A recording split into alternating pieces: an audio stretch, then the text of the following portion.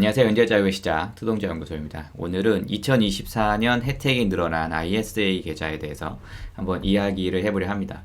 정부에서는 최근 ISA 계좌의 세제 개편을 추진하고 있는데요. 앞으로 ISA 계좌의 절세 혜택이 크게 늘어날 것 같아요. 그래서 관련한 기사들이 좀 많이 나오고 있는데 2억을 굴려도 세금이 0원, ISA 혜택 2배로 뭐 이런 기사도 있고, ISA 비과세가 확대된다, 자산관리 필수템인 ISA 세제 혜택 확 늘린다는데 가입해볼까, 뭐 이렇게 관련한 기사들이 많이 나오고 있는데, 이런 기사들을 보면은 ISA 계좌를 꼭 만들어야 하나 뭐 이렇게 고민이 들 수도 있을 거라고 생각이 들어요. 그래서 관련해서 한번 내용을 정리를 해봤고, 이 영상을 끝까지 보신다면은 ISA 계좌가 뭔지, 어떤 것들이 변경이 됐는지, 그 다음에 ISA 계좌를 이용한다면은 다른 계좌를 이용할 때보다 이익이 어떻게 되는지, 그 다음에 ISA 계좌가 어떤 투자자한테 유리한지, 이거에 대해서 알게 되시리라고 생각이 됩니다. 그러면은 만들까 말까 뭐 고민을 해소하는 데에도 좀 도움이 될 거라고 생각을 합니다. 그럼 시작할게요. 일단 ISA 계좌는 Individual Saving Account의 약자인데 개인종합자산관리 계좌라고 부릅니다. 개인종합자산관리 계좌는 한국에 이제 2016년에 처음 도입이 됐어요. 한국에서 개발한 건 아니고 영국에서 처음 나왔다가 뭐 일본에서 벤치마킹하고 그걸 보고 또 한국에서 벤치마킹했다, 뭐 이렇게 이야기하는데, 서민층의 자산 형성에 도움을 주려는 목적으로 이런 계좌를 이제 나라에서 만든 거죠. 근데 진짜 목적은 사실 제 생각에는 자산 형성에 도움을 주는 건 맞지만 국내 주식시장의 활성화를 위해서 이렇게 만들었다고 생각이 들어요. 이 표는 2023년도의 표예요. 그래서 일반형, 서민형, 농어민형 뭐 이런 식으로 해서 가입 요건이 어떻고 비과세가 어떻고 이렇게 적어 놓은 건데, 이걸 제가 갖고 온 이유는 일단 조금의 역사를 알면은 이번에 2024년도에 바뀐 부분을 이야기했을 때 어떤 게 바뀌었구나, 좀 이런 거를 잘 알 수 있을 거라고 생각이 들어서 지금 이거를 갖고 왔는데, ISA 계좌는 2021년 이후에 메리트가 생겼어요. 이전에는 크게 메리트가 없었어요. 왜냐면은 가입 요건에서 소득이 있는 사람만 가입이 가능했었어요. 근데 2021년 이후에 이렇게 바뀌었죠. 만 19세 이상 또는 직전 연도 근로소득이 있다면은 만 15세 이상 대한민국 거주자는 모두 만들 수 있다, 이렇게 바뀌었고, 의무가입 기간도 5년이었었어요. 근데 이후에 3년으로 바뀌었고, 그 다음에 납입 한도도 2천만원 최대 1억은 맞는데 당해년도 미불입 납입 한도가 다음 해로 2월이 불가능했었습니다. 그러니까 전년도에 내가 2천만원을 만약에 불입하지 않았다면은 금년에 2천만원을 넣을 수 있는 납입 한도 2월이 지금은 가능하는데 예전에는 불가능했었어요. 그리고 개별주 투자도 안 됐었고 채권 직접 투자도 못 했었어요. 근데 지금은 다 개별주도 투자할 수 있고 채권도 투자할 수 있죠. 그래서 21년도 이후에는 이렇게 좋아진 부분이 많습니다. 의무가입 기간도 3년밖에 안 되고, 뭐 당해년도 미불입 납입 한도가 다음 해로 2월이 가능하고, 그리고 의무가입 기간이 3년이지만 이 만기 연장을 막 5년, 10년, 뭐 50년, 100년 막 이렇게 늘릴 수 있어가지고 뭐 이런 부분도 좋아진 부분이죠. 그래서 ISA 계좌의 가장 큰 장점은 비과세 한도 초과 시 분리과세를 적용한다는 거예요. 그래서 이 ISA 계좌에서 뭐 주식이나 채권, 또 신탁형 같은 경우에는 뭐 예금도 할 수 있겠죠. 그런 것들을 투자했을 때 얻게 된 순이익에 대해서 비과세 적용을 이렇게 해주게 되고, 이걸 넘어서면은 9.9%의 분리과세를 적용을 해준다는 거죠. 만약에 일반 예금을 내가 한다면은 15.4%를 그냥 통째로 다 내야 되는데, 이렇게 비과세도 받고 넘는 거는 9.9%의 분리과세를 받게 되니까 훨씬 이자를 적게 내겠죠. 그래서 절세계좌라고 그렇게 부르는데, 심지어 손실과 이익을 통합해서 계산하는 손익통상 방식으로 세금을 계산합니다. 그래서 만약에 어떤 종목은 100만원을 손실을 받고 또 어떤 종목은 300만원 이득을 봤다면은 나의 순수익이 200만원이잖아요. 그 순수익을 200만원으로 계산을 해서 세금을 부여한다는 거예요. 그래서 투자자가 세금을 절약하기에 굉장히 유리한 계좌다, 뭐 이렇게 생각할 수 있습니다. 이렇게 ISA 계좌는 장점이 이렇게 뚜렷한데, 단점은 사실 크게 없어요. 단점이라고 보면은 뭐 의무 가입 기간이 3년이라는 점, 이 3년 이내에 해지를 하게 되면은 이런 비과세나 분리과세에 적용을 받지 못해요. 그래서 그 부분이 뭐 가장 큰 단점이라고 볼 수 있고요. 그 다음에 해외 주식에 대한 직접 투자를 할 수가 없어요. 국내 주식에 상장된 해외 ETF는 또 투자를 할 수 있어요. 그런 것들은 투자할 수 있는데 해외에 직접적으로 투자를 할 수 없다. 뭐 이런 부분이 단점이라면 단점입니다. 그래서 제가 초반에 서민의 자산 형성을 위해서 만들어졌지만 목적은 그렇지만 사실은 국내 주식시장의 활성화를 위해서 그런 거다라고 이야기한 게, 만약에 오롯이 서민들의 자산 형성을 위해서 만든 거라면 해외 주식을 투자할 수 있게 해놨겠죠. 예. 근데 국내 주식만 할 수 있게 이렇게 해놓은 거 보면은 정부도 그렇고 뭐 사용자도 그렇고 서로 얻는 부분이 있으니까 이런 상품이 존재하는 거 아닌가, 뭐 이렇게 생각이 듭니다. 그리고 ISA 계좌의 단점 중 하나가 건강보험료 폭탄에 맞는다는 그런 얘기가 있는데, 이거에 관해서는 제가 영상을 하나 제작을 해볼게요. 제가 알기로는 건강보험료 산정에 포함이 안 되는 걸로 알고 있습니다. 그래서 근거를 가지고 좀 이야기를 해야 되는데 영상이 많이 길어지니까 이건 따로 제작을 해볼게요. 일단은 이 영상에서는 ISA 계좌가 뭐고 어떻게 이용하는 게 좋고 뭐 이런 부분을 다루는 게 중점이니까요.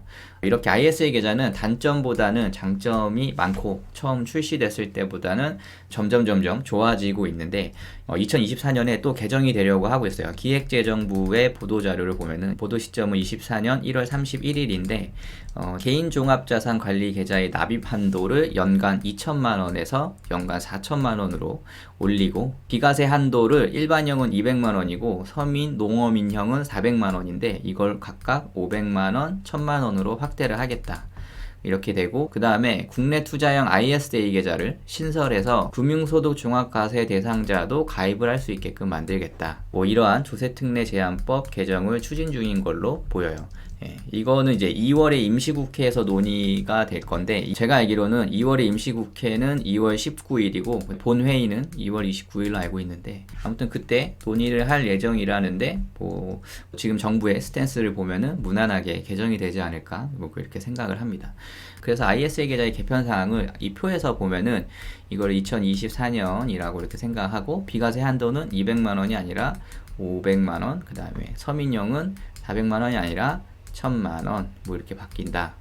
1000만 원 이렇게 바뀌고, 그 다음에 납입 한도는 연간 2천이 아니라 4천만 원, 그 다음에 최대 1억이 아니라 2억으로 이렇게 바뀐다. 이렇게 볼 수가 있고, 국내 투자용 ISA를 만들 거다. 그래서 금소세에 포함되어 있는 사람도 가입할 수 있게 하겠다.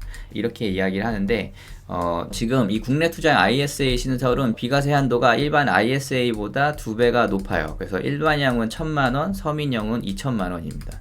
예, 국내 투자형이다 보니까 국내에 많이 투자하면은 비과세 한도를 높여주겠다라는 뭔가 그런 스탠스가 보이죠. 예. 그 다음에 금융소득 종합과세 대상자도 가입이 가능한데 비과세는 못 받아요. 못 받고 분리과세 14%만 받을 수 있게끔 이렇게 하겠다.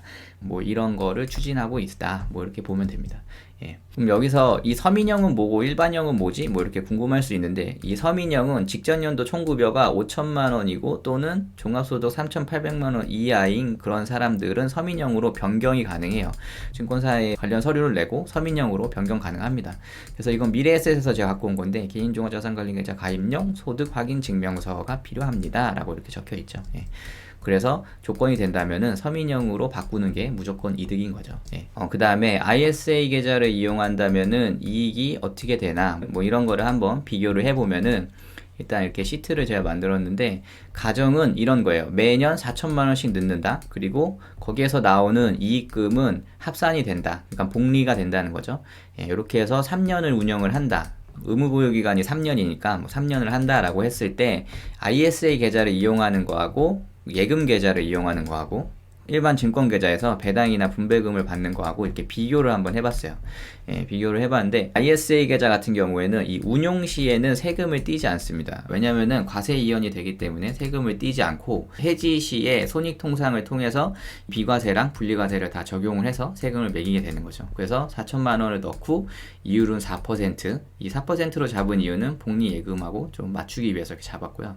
4%에서 이렇게 160을 1년 차에 얻었고, 160이 여기에 가산이 되고, 여기서 또 이익금이 이렇게 나오고, 이걸 또 여기다 가산하고, 예, 이렇게 해서 비교를 해보면은 일단 순수이익은 985만원 정도가 돼요. 근데 여기에서 일반형 비과세라면은 500만원이 일단 비과세이기 때문에 500만원을 제외한 485만원 정도의 분리과세 9.9% 해서 세금을 48만원 정도만 내면 됩니다. 그런데 복리예금이나 일반 증권계좌의 배당은 과세가 15.4%니까 이건 일반 과세가 아니라 이제 배당 소득세죠. 배당 소득세 15.4%를 내야 되니까 세금이 150만 원이 넘어요. 예. 그래서 같은 돈을 가지고 같은 이율로 이렇게 굴렸는데 ISA 계좌의 세금이 일반 증권 계좌나 아니면 은행 계좌에 비교해서 3분의 1 정도밖에 안 되는 걸 이렇게 볼 수 있습니다. 예. 그래서 ISA 계좌를 이용했다는 이유만으로 100만 원 정도를 이렇게 쉽게 이득을 볼 수 있는 거죠. 물론 이 이율이 높아질수록 이 금액은 커지게 될 겁니다. 예. 이렇게 커지게 되겠죠. 예, 그렇게 되고 복리 예금 계좌보다 일반 계좌가 이렇게 최종 금액이 더 작은 이유는 일반 증권 계좌의 배당은 받을 때마다 세금을 떼기 때문이에요. 예. 그것 때문에 최종가가 가장 적게 되는 거죠. 예. 그래서 그냥 쉽게 생각했을 때 ISA 계좌를 이용하면은 3년에 한 100만 원 정도는 쉽게 이득을 볼 수 있구나. 뭐 이렇게 생각을 할 수 있을 것 같습니다. 그래서 ISA 계좌의 이게 분류를 보면은 중개형과 신탁형과 1임형 이렇게 있어요. 그래서 투자할 수 있는 상품이 조금 다르거든요. 신탁형은 예금 가능하다, 1임형도 예금 가능하다, 중개형은 예금이 불가능하다. 근데 채권이 직접 투자 가능하다. 뭐 이렇게 알고 있으면 됩니다. 예, ETF나 뭐 이런 것들은 다 투자가 가능해요. 근데 가장 큰 특징이 채권이나 예금 그런 부분이고, 그 다음에 이 보수가 있어요. 신탁형은 신탁보수 연 0.2%가 있고요. 1임형은 1임 수수료가 또 있어요. 그래서 연 0.1% 이런 식으로 있는데, 근데 이게 1임형 같은 경우에는 1임 수수료 말고도 이 보수가 따로 있어요. 개별자산 보수라고 해서 이 총보수가 있는데, 보면은 메리츠 증권의 이제 고수익 지향형 1임형 ISA를 갖고 왔는데 보수 합 A, B가 1.92%인 거를 볼 수가 있습니다. 그러니까 상당히 좀 높은 부분이 있죠. 예. 그래서 1임형은 저는 가장 추천을 하지는 않고 제가 가장 추천하는 거는 중개형입니다. 중개형인데 뭔가 나는 주식에 투자를 안 하니까 ISA 계좌를 안 만들 거야 라고 생각하는 분들이 있거든요. 근데 ISA 계좌를 만들어도 주식에 투자 안 해도 됩니다. 그래서 신탁형 같은 거를 만들면은 그냥 예금을 해도 되니까 예금을 해서 신탁보수 연 0.2%를 지불한다고 하더라도 지금 상황의 금리로 봤을 때는 그냥 15.4% 일반 과세를 내는 것보다 더 이득이라고 생각하기 때문에 아까 이익 비교를 했을 때도 일부러 이렇게 4%로 잡은 거고요. 예, 그래서 저는 중개형을 더 선호하지만 경우에 따라서는 신탁형을 만들 수도 있다. 뭐 이렇게 되는 겁니다. 그리고 모바일 비대면 계좌 개설도 가능해요. 기사 찾아보면은 신한솔에서 신탁형 ISA를 비대면으로 가입이 가능하다. 그리고 국민은행도 신탁형 IS 비대면 가입을 시행했다. 벌써 2년 전 얘기죠. 예. 그래서 예전에는 은행에 찾아가서 이렇게 가입이 가능했었는데 지금은 비대면으로도 가입이 가능하다는 거 이렇게 말씀드립니다. ISA 중개형은 증권사에서 가입하는 것이기 때문에 당연히 비대면 가입이 가능합니다. 마지막으로 ISA 계좌가 어떤 투자자에게 어울리는지 좀 생각을 해봤어요. 뭐 지금 주식 투자를 하고 있다면은 뭐 파생 쪽을 투자하고 있지 않는 이상 뭐 이 정도 선에서 수익을 얻으려고 하겠죠. 국내 주식의 매매 차익을 통해서 수익을 얻으려든지 아니면 뭐 배당을 투자한다든지 ETF 분배금을 원한다든지 해외 주식의 매매 차익, 배당 분배금 혹은 국내에 상장한 해외 주식의 매매 차익, S&P 500 같은 그런 지수를 추종하는 국내에 상장된 그런 ETF들이 있잖아요. 그런 것들을 통해서 매매 차익을 얻으려고 하는지 아니면 해외에 배당 성과가 좋은 그런 종목들만 모아놓은 그런 ETF도 있어요. 국내에 상장된 그런 ETF도 있으니까 그거를 통해서 분배금을 얻으려고 한다든지 뭐 이렇게 될 텐데 일단은 국내 주식 매매 차익은 일반 계좌에서도 비과세이기 때문에 굳이 ISA 계좌에서 할 필요는 없겠죠. 그 다음에 해외 주식 매매 차익이나 해외 주식 배당은 애초에 투자가 불가능하니까 뭐 이러한 투자자분들도 필요가 없겠고 국내 주식에 배당 투자를 하고 있다 혹은 분배금을 받는 걸 목적으로 하고 있다 혹은 채권 직접 투자를 하고 있다 혹은 국내에 상장된 해외 주식에 투자를 하고 있다. 이런 분들 같은 경우에는 IS 계좌를 활용해서 투자를 하는 게 이익이 되겠죠. 그리고 예금만 하고 싶다 하시는 분들도 물론 이득이 될 거라고 생각이 듭니다. 그래서 저거를 표로 이렇게 정리를 해보면은 중개형은 국내 상장 주식 채권에 투자할 수 있다는 거, 신탁형은 예적금, 1임형도 예적금 뭐 이렇게 정리를 할 수 있을 것 같습니다. 이렇게 ISA 계좌에 대해서 좀 알아봤어요. 요약을 해보면은 절세 계좌로 잘 알려진 ISA 계좌가 2024년 세제 혜택이 더 좋아질 예정이고요. ISA 계좌가 무엇인지 한번 알아봤고 ISA의 장점과 단점을 좀 이야기해봤어요. 그 다음에 2024년에 변경된 세제 개편 사항이 어떤지에 대해서 알아봤고 ISA 계좌 이용 시 얻게 되는 이익을 일반 은행 계좌와 일반 증권 계좌의 비교를 통해서 한번 알아봤습니다. 그리고 투자 스타일에 따라서 어떤 계좌를 선택하는 게 뭐 신탁형을 선택할 건지 투자 중개형을 선택할 건지 뭐 이것도 간단하게 한번 알아봤어요. 그러면은 ISA 계좌를 만들어야 되나 뭐 이런 고민을 했던 분들에게 좀 도움이 되기를 바라며 오늘 영상은 여기까지 하겠습니다. 영상이 도움이 되셨다면 좋아요, 구독하기, 알림 설정 부탁드리겠습니다. 감사합니다.